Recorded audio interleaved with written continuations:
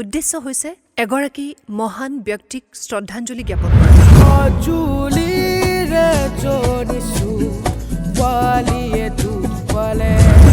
দিয়া ঘূৰাই দিয়া পৃথিৱী আমাৰ তাদৰে হতে বাট চাওঁ তোমালে মনলে উভতি আহে ল'ৰালি।